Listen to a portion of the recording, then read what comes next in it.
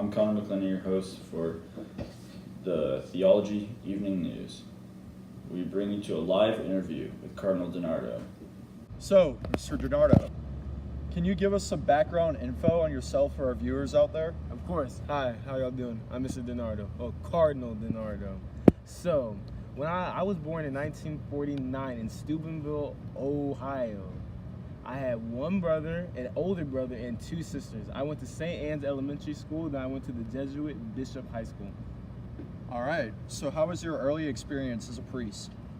I was accepted as a bachelor scholar in philosophy at a Catholic school in D.C., and I earned my B.A. in 1971, and also in 1972 I earned my M.A.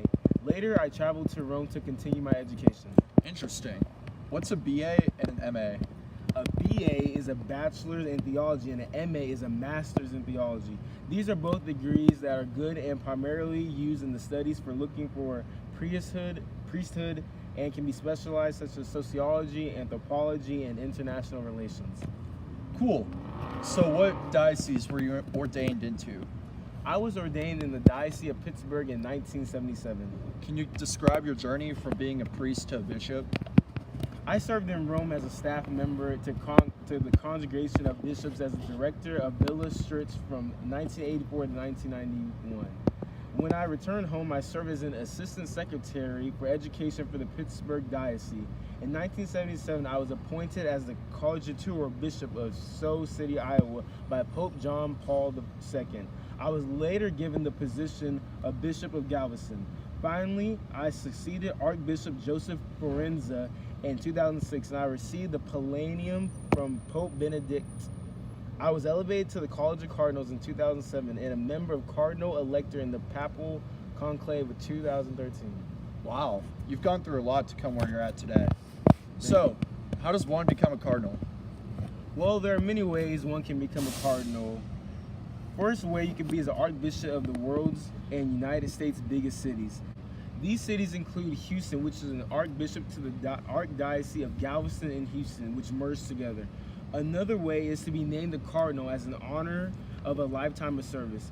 This is not a major way that people can serve or be a cardinal, but this is usually done as their theological careers. The catch is that when you can only be done by those that are not bishops. Another way to rise to the ranks is after being accepted or appointed to a bishop, you can finally be appointed as a cardinal by the current pope if you meet the requirements of service and holiness.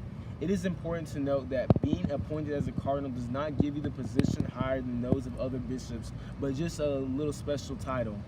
So how would you describe your journey to become a cardinal? It was a journey of patience, determination, hard work, and just lots of patience. Awesome. So earlier you described how the title of cardinal doesn't give you a position higher than the others in the church. Are there different types of cardinals, or is there just one?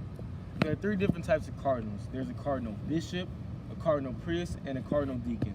Cardinal bishops are bishops in Rome that are involved in full-time service with the church and its members and the central administration. Cardinal priests are bishops with dioceses outside of Rome. Cardinal deacons are bishops in title who are involved in full-time service to Rome and Korea. Interesting. So can you tell us about the USCCB? Yes, the USCCB stands for the United States Conference of Catholic Bishops. The point of this, conference is to aim for addressing political affairs such as immigration, abortion, and the conflict with our beliefs. Another thing the USCCB does is it offers and strives to do and promote the greater good for others with the church that offers humankind. Interesting. So I know this is a very touchy subject, but I know, what are your thoughts on a sexual abuse scandal in the church? I know this has been going around a lot, and I know this is not something that we should be doing, or I know that I have to address this, but I just want to get through this. We have to work and move ahead and make sure to keep watch over the church and these kinds of things that are very sensitive to others. What happened was wrong, and I hope we can fix it and move past it and hopefully grow as a church. I do not condone this sexual act, and I do not think it is right, but at the end of the day, we have to accept it, and we have to claim it, and we have to say we did it and move past it. What do you have to say about the case and the accusations surrounding George McFadden that hadn't surfaced until now and your handling of the case? I made a big mistake, and I apologize to that. I apologize for that. I should have handled the situation a lot better and should have addressed it earlier when it came up.